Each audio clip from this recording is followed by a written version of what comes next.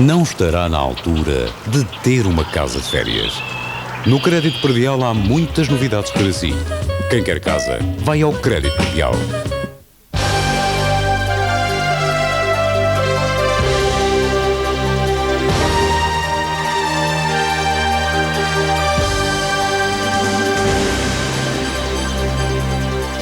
Boa noite. A remodelação do governo está consumada. António Guterres escolheu 4 novos ministros e afastou 3.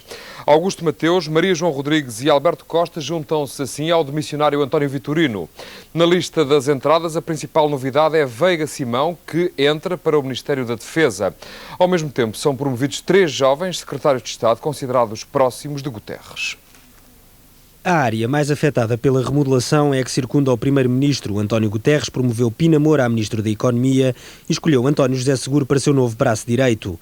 A substituição de António Vitorino foi bem mais complexa. Veiga Simão regressa 12 anos depois ao governo e fica com a pasta da Defesa. António Costa é promovido a ministro dos Assuntos Parlamentares e herda o pesado fardo da Expo 98. O Ministério da Presidência é extinto e Vitalino Canas passa a trabalhar diretamente com o primeiro-ministro. Jorge Coelho também sai de São Bento e o seu lugar é em parte ocupado por José Sócrates, ministro adjunto para a Juventude, Desporto e Toxicodependência. Alberto Costa abandona a administração interna e é rendido por Jorge Coelho, que também se mantém como ministro adjunto para a Comunicação Social e Administração Pública. Augusto Mateus também sai do governo e é substituído pelo seu discípulo Pina Moura no Ministério da Economia. A quarta saída é de Maria João Rodrigues. A pasta do emprego é abraçada por Ferro Rodrigues, que já tinha a Segurança Social. No resto do governo não há mudanças. Jaime Gama, Sousa Franco, João Cravinho, Vera Jardim, Gomes da Silva, Marçal Grilo, Maria de Belém, Elisa Ferreira, Manuel Maria Carrilho e Mariano Gago continuam no governo. A oposição considera a remodelação um fracasso. Manuel Monteiro não percebe porque é que mudaram os ministros da Economia e do Emprego se a economia e o combate ao desemprego estavam a andar tão bem. Otávio Teixeira, do PCP, fala em mudança de nomes, mas não de políticas. E Marcelo considera-se desiludido. Para o líder do PSD, trata-se de uma oportunidade perdida. Em geral, eu diria que esta remodelação é uma ocasião falhada, é um fracasso e é uma ocasião perdida. Corresponde a um governo que se diria que já tem 7, 8, 9 anos de vida. Por essa Europa fora é que assistimos a remodelações assim, quando os governos estão estafados, quando ninguém de novo aceita ir para o governo e tem que se fazer uma remodelação, dança de cadeiras com mais do mesmo. Se tudo ia tão bem na economia e no emprego, como o Sr. Primeiro-Ministro tem dito, então não havia necessidade de mudar o Ministro da Economia e a Ministra do Emprego. E esse facto é um facto que me deixa surpreendido, muito surpreendido, e espero que o Primeiro-Ministro de Portugal nos explique se aquilo que tem andado a dizer ao país sobre a situação da economia e sobre a situação do emprego é verdade ou não. A profundidade destas alterações vem pôr, digamos, na ordem do dia aquilo que eram alertas do PCP desde há muito, designadamente as preocupações no âmbito da segurança interna, os problemas no âmbito do emprego e da economia. Mas, para além do interesse e do que pode ter a remodelação, a questão central é a não mudança de políticas, porque se não se mudarem as políticas, é evidente que os problemas continuarão a ser os mesmos, com estas ou com outras pessoas. Uma das novas caras do governo é um velho conhecido da política portuguesa, Veiga Simão, que rende António Vitorino na pasta da Defesa. Já foi ministro de Marcelo Caetano, mas também de Mário Soares. A última polémica em que esteve envolvido foi com Mira Amaral, por causa do Laboratório Nacional de Engenharia e Tecnologia Industrial. A sua capacidade técnica é reconhecida, mas a escolha foi uma surpresa completa. Entendi aceitar o convite que me foi formulado pelo Sr. Engenheiro António Guterres, o nosso Primeiro-Ministro, por 2 razões. Em primeiro lugar, porque ele lidera um projeto de modernização do nosso país, essencial para o futuro. Em segundo lugar, pela amizade e consideração que tenho para com essa personagem, que é o Sr. Engenheiro António Guterres. Estava à espera deste convite. Não posso dizer mais nada. Naturalmente que ninguém espera convites para ministro. José Veiga Simão foi Ministro da Educação no governo de Marcelo Caetano. O seu nome ficou associado à reforma educativa do marcelismo. Em 1983 aderiu ao PS. Foi Ministro da Indústria de Mário Soares. Veiga Simão foi por 2 vezes Presidente do Laboratório Nacional de Engenharia e Tecnologia Industrial. Em 1991 foi demitido por Cavaco Silva. Doutorou-se em Física Nuclear pela Universidade de Cambridge e em Ciências Físico-Químicas pela Universidade de Coimbra, com 20 valores. Veiga Simão gosta de manter a sua ligação à cidade dos estudantes. Não perde um jogo da Académica, nem mesmo no dia em que é escolhido para ministro. Eu não falo porque ela empatou e tinha de ganhar. Mas foi a coisa mais triste deste seu dia. Com certeza. Um dia em cheio para o novo Ministro da Defesa, que não lhe deixou tempo para decidir qual será a sua primeira medida. Como dizia o Camões, é necessário estudo e engenho. Vamos estudar rápido para aplicar o engenho ainda mais depressa. Augusto Mateus foi um dos ministros que saiu nesta remodelação governamental. Ele tinha sucedido a Daniel Bessa na pasta da Economia, demitido na altura devido às guerras com o então secretário de Estado Manuel dos Santos. Augusto Mateus envolveu-se também ele em guerras com o seu secretário de Estado José Penedos. O episódio mais conhecido prende-se com a redução do imposto sobre produtos petrolíferos. O secretário de Estado desautorizou o ministro e o desempate acabou por ser feito pelos homens de Guterres. Augusto Mateus pode gabar-se de ser um dos poucos ministros com o seu nome num plano. Fraca recompensa para um independente que nunca foi bem visto pelo aparelho socialista. O Plano Mateus de recuperação de empresas foi um dos dossiês que mereceu contestação, bem como a venda da Torre Alta e o negócio da Fórmula 1 em Portugal. Tenho grande orgulho em que esse plano seja uma resposta sistemática e não uma resposta casuística, e ele permitirá que em Portugal as empresas que precisam de ser recuperadas possam ser recuperadas e as empresas que têm que ir à falência possam ir à falência.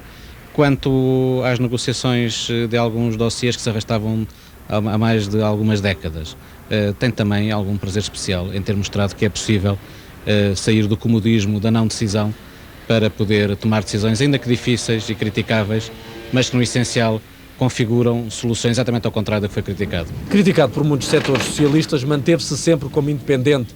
No verão disse que não se identificava com o PS ao ponto de se filiar. Eu usei muitas vezes a frase de que não tinha nenhuma barreira à saída, não tenho uma carreira política, embora tenha aceitado as responsabilidades políticas do Ministro da Economia por inteiro e, portanto, grande tranquilidade.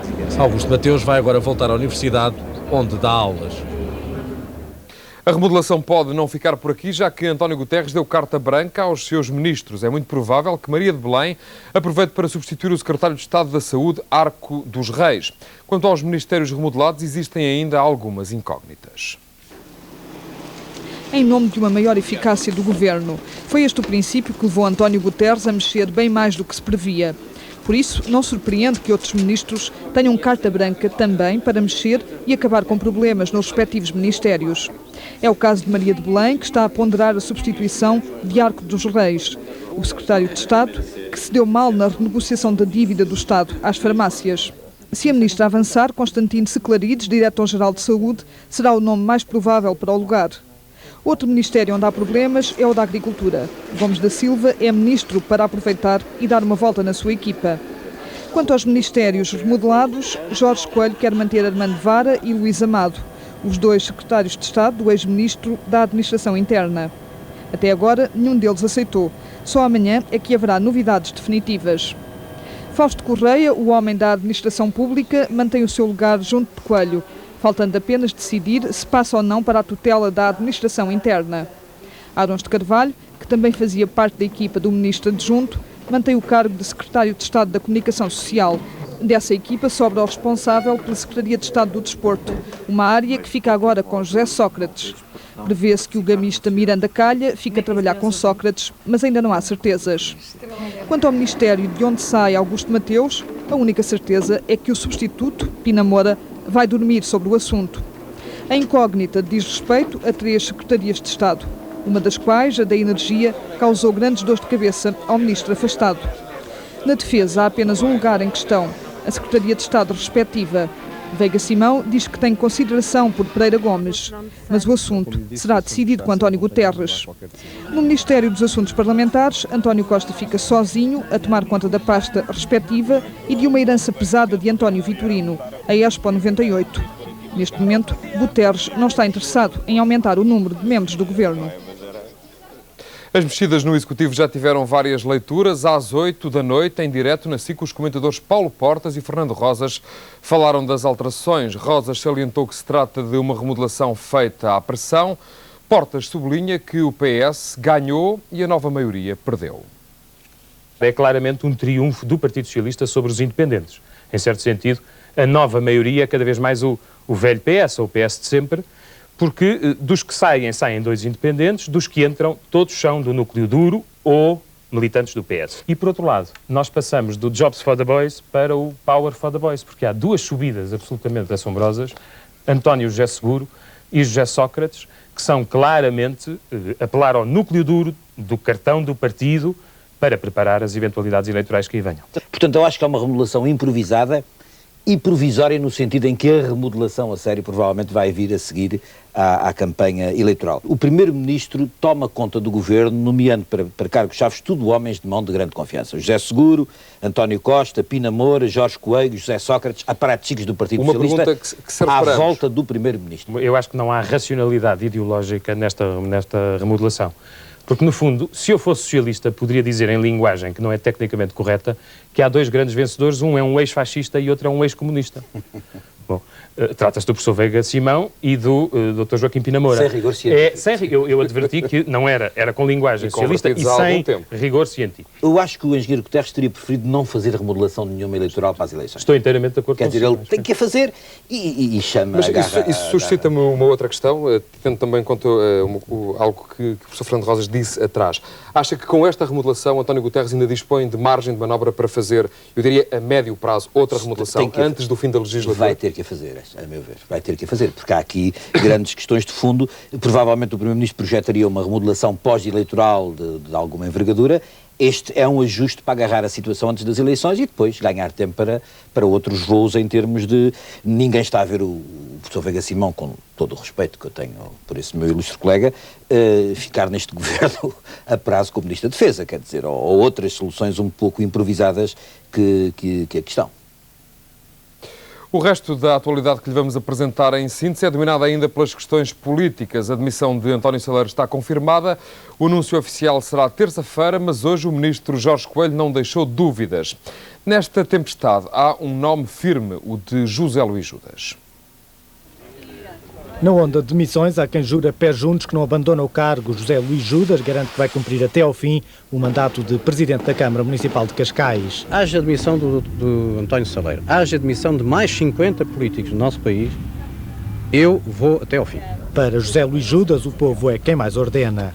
Quem decide, em última instância, sobre a moral dos políticos e a moral das políticas é o povo. Quem não aguentou a pressão foi o governador civil de Beja, António Saleiro, reafirma a inocência, mas anuncia a demissão. Tanto quanto estou informado, sairá na terça-feira. O governador civil de Beja foi pressionado pelo governo para tomar esta decisão? Não tenho qualquer comentário a fazer mais sobre isso. Morreu uma funcionária do Instituto Ricardo Jorge, Gilda Costa, era técnica de virologia há 20 anos.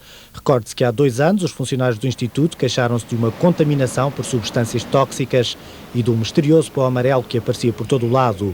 As causas da morte de Gilda Costa ainda não são conhecidas, mas a família não tem dúvidas. Nesta situação, só não está convencido quem não quiser ver o que se está a passar, quem não quiser relacionar os problemas das pessoas. A Inspeção-Geral de Saúde está a investigar. Os funcionários esperam há mais de um ano a resolução do problema. Em Moçambique, 137 pessoas morreram, mais de 3.000 já foram hospitalizadas devido a um surto de cólera.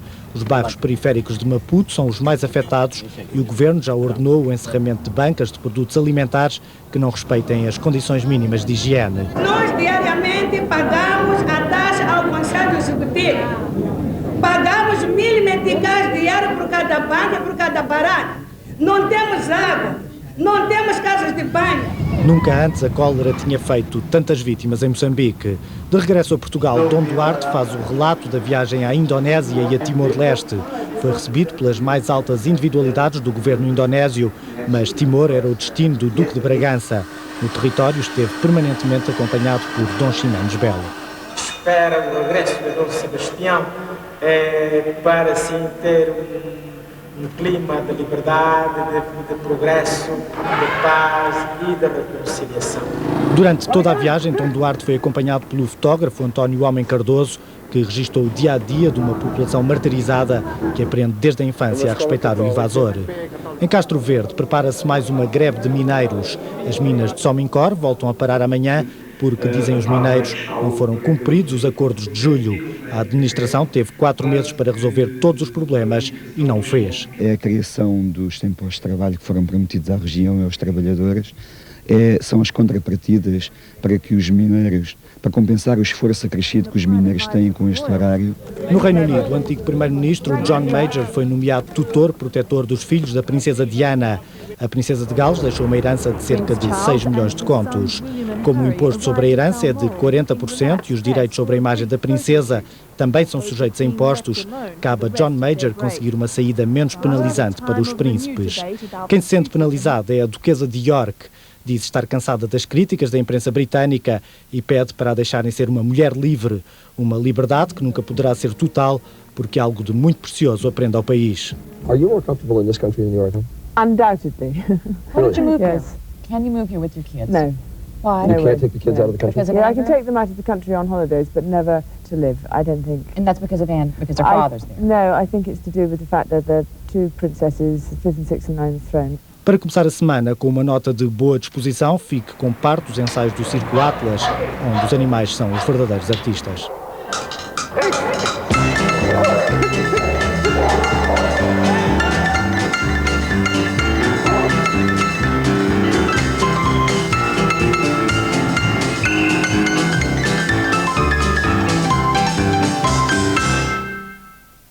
O jogo político segue amanhã. Hoje foi o dia em que António Guterres mexeu profundamente na orgânica do governo. À 1 da tarde vai estar aqui o Rodrigo Guedes de Carvalho para o Primeiro Jornal.